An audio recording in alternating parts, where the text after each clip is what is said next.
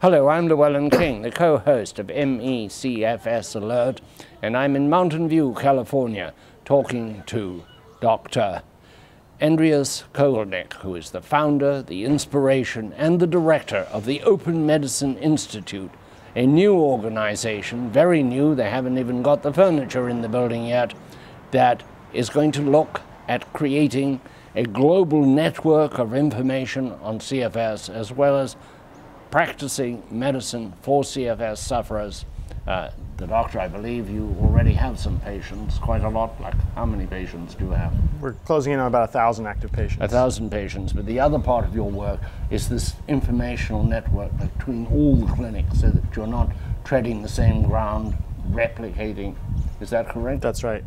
What do you think the role of government in research for CFS is? Well, I think... Or should be?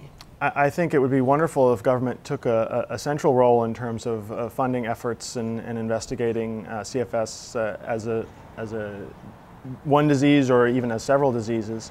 But I think we've seen a lackluster effort there in past years. I think some of that may be changing, and certainly there's a lot of pressure to change that. So I would love to see, and we're part of an effort to continue pushing that forward. Would you like to see the research done in the National Institutes of Health, or would you like to see them funding, or the Center for Disease Control funding organizations such as your own? Well, the CDC has actually already funded us to a certain degree in our network to do some of the research there, so we're very excited about that. Frankly, I think there's so much to be done that it would be great to see any of the organizations putting a larger sum of funding forward, both internal as well as external, towards CFS. Tell me about the network.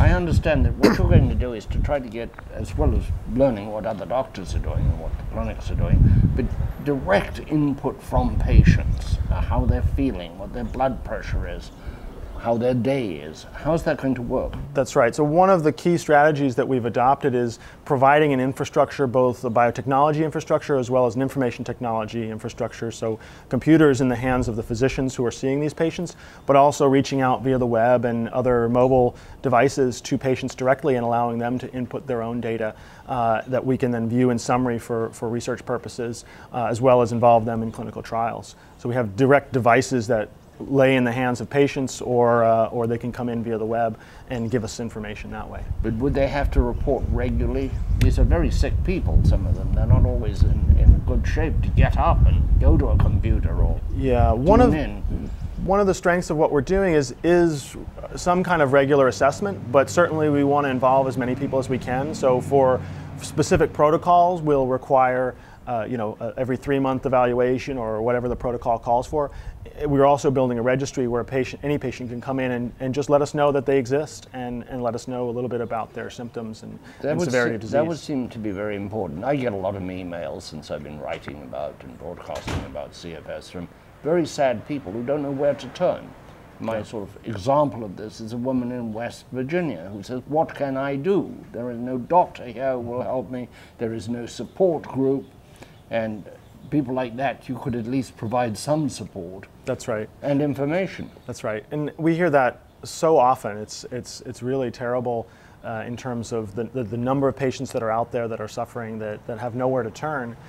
So this is an effort in part not only to provide a way for us to get data from them, but for us to be able to give them information that maybe they can use locally and help them find someone or find at least some kind of a treatment that eases some of their suffering. The patients you're treating now as a doctor, what do you do for them? Well, we have a number of angles that we run down as we see each patient. We look at each patient from an immunologic standpoint, so how is their immune system doing in terms of defending their body against any other pathogens or perhaps against themselves.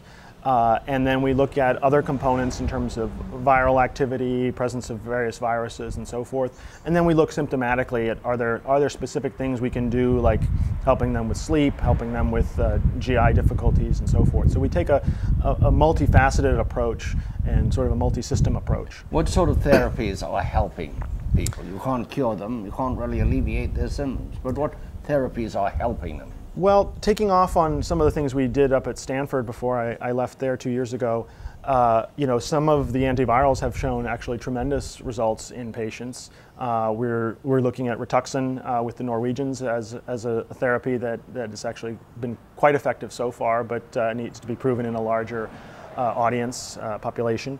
And then obviously a lot of symptomatic type treatment.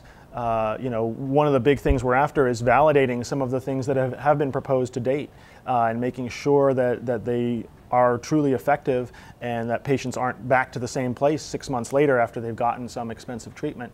We want to make sure that the long-term follow-up is there, that these patients actually do improve with given therapies. Dr. Andy, you said expensive treatment. Expense is a big issue.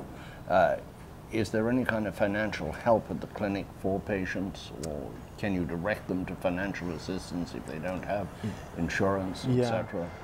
We actually work with patients very closely to do whatever we can in terms of getting them under patient assistance programs from either the pharmaceutical manufacturers or government. So we've gotten a lot of patients free antivirals or free other medications for free, but there isn't, unfortunately, there's not a lot of pathways there, and there are so many patients out there that I wish we had some additional paths to follow there. One of the things we're trying to do is provide sort of web-based resources that scale, that might be helpful to individual patients, and do that for free. Well, thank you very much indeed, and good luck in this noble undertaking. Thanks so much.